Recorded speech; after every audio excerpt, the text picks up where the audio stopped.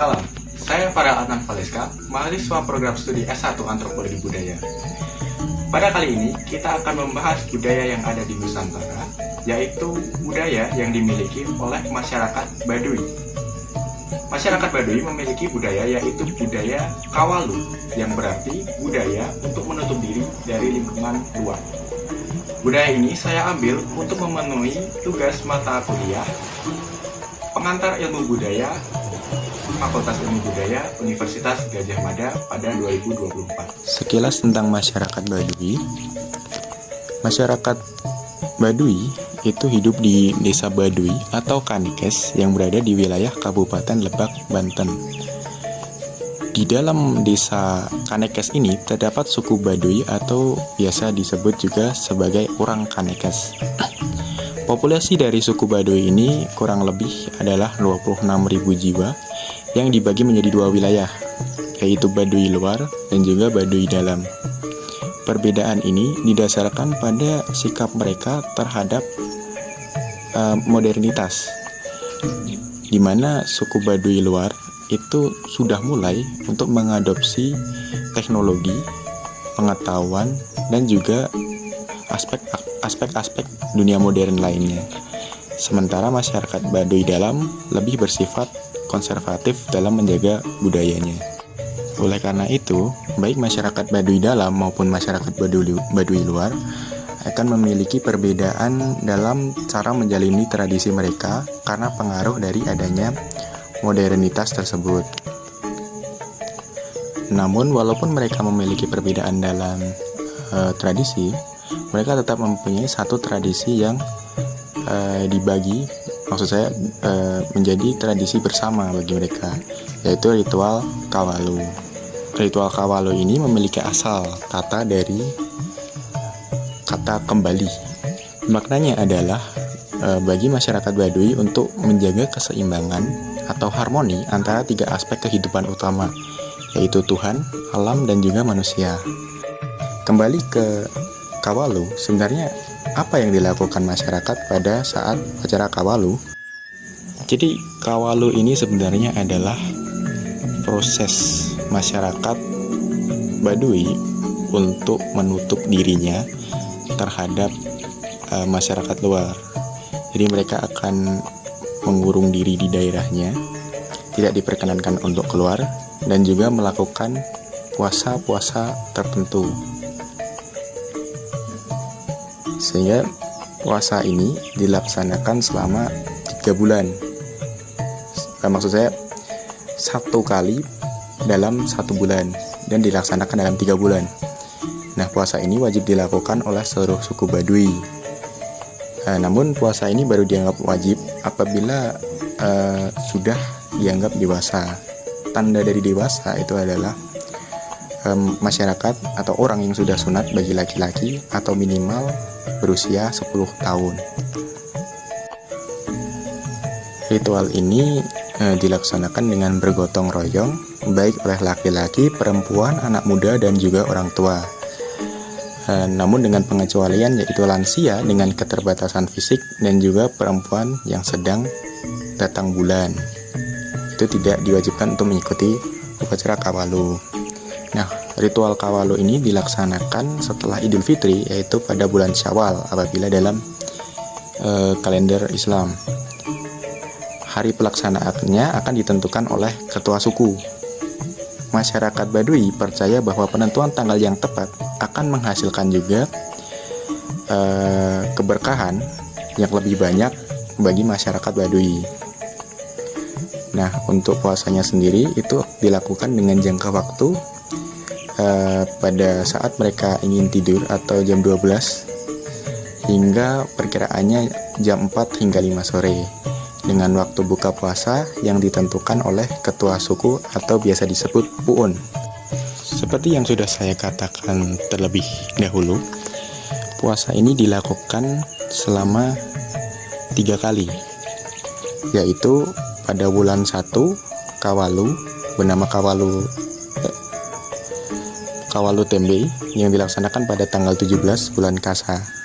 Nah, pada tahap ini mereka akan berganti pakaian dengan pakaian yang baru dan bersih dengan pakaian tradisional untuk pria Baduy dilengkapi ikat pinggang, adu mancung, sarung bermotif poleng hidung, dan ikat kepala. Sementara itu, untuk perempuan akan menggunakan kain bermotif kacang harang dan juga kemben batik hariang.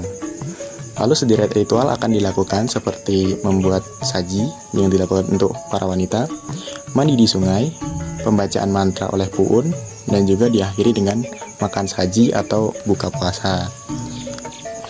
Lalu wulan kedua bernama Kawalu Tengah dilaksanakan pada tanggal 18 bulan Karo. Yang terakhir, wulan 3 Kawalu bernama Kawalu Tutup dilaksanakan pada tanggal 17 bulan Katilu. Di Kawalu Tutup, warga Baduy, baik Baduy dalam dan Baduy luar atau biasa disebut Tungtu dan Panamping, akan menggelar ritual ngalaksa atau membuat makanan khas laksa. Prosesi ini dilakukan oleh ibu-ibu atau perempuan. Makanan laksa ini merupakan bentuk makanan khas masyarakat Baduy yang berbahan dari tepung beras yang dibentuk seperti mie, lalu dicetak ke dalam tempat adonan yang dinamai sangku. Nah, setiap tanggal 15 bulan Kasa sebelum masyarakat itu berpuasa, mereka itu akan melakukan prosesi membersihkan lingkungan, dan itu bersifat wajib. Pada hari itu mereka dilarang untuk memakan ataupun mengolah hasil panen.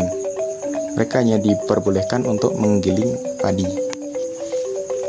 Nah, setelah menjalani puasa Kawalu, masyarakat Baduy juga mengenal adanya Lebaran. Lebaran ini seperti yang sudah kita jelaskan, yaitu berupa baik makan bersama ataupun upacara seba.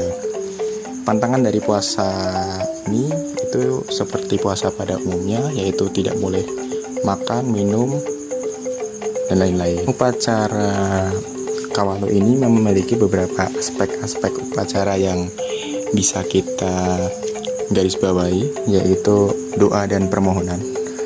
Yaitu upacara yang dimulai dengan doa yang dipimpin oleh pemimpin adat atau sesepuh yang memohon untuk diberikan kesehatan, keselamatan, dan hasil panen yang baik kepada Tuhan.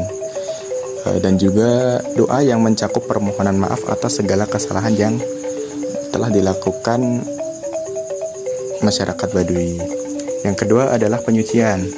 Proses penyucian itu adalah bagian yang dianggap krusial karena merupakan salah satu tujuan dari upacara ini.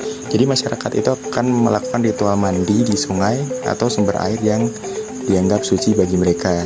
Nah, ini merupakan simbol untuk pembersihan jiwa dan raga dari kotoran spiritual.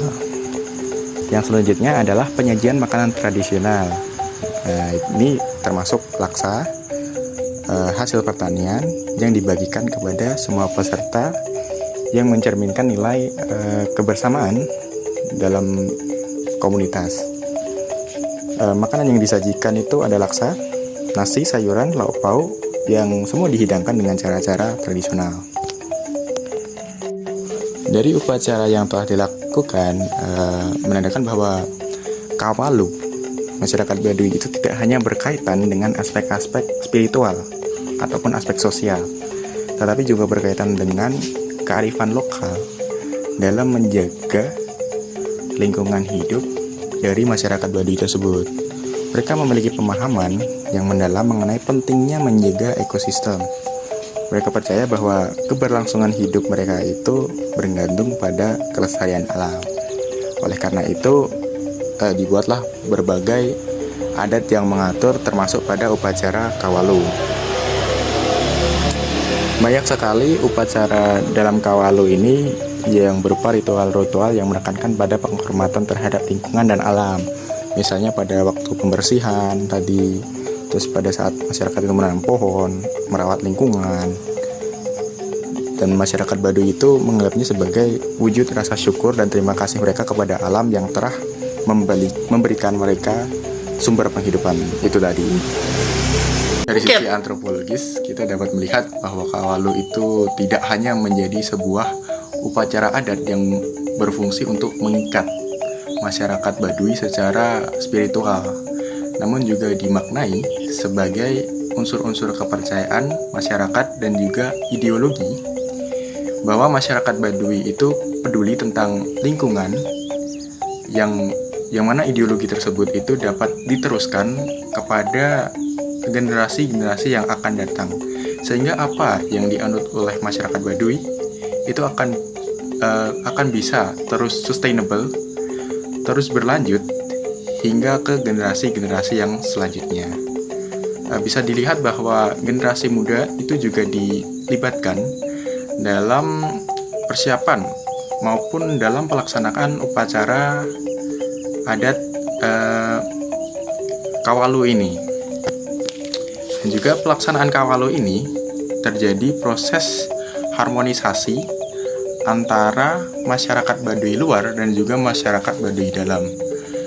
Dari masyarakat Baduy luar dan dalam sudah kita ketahui bahwa mereka mempunyai tradisi yang berbeda karena sikap mereka yang terbuka terhadap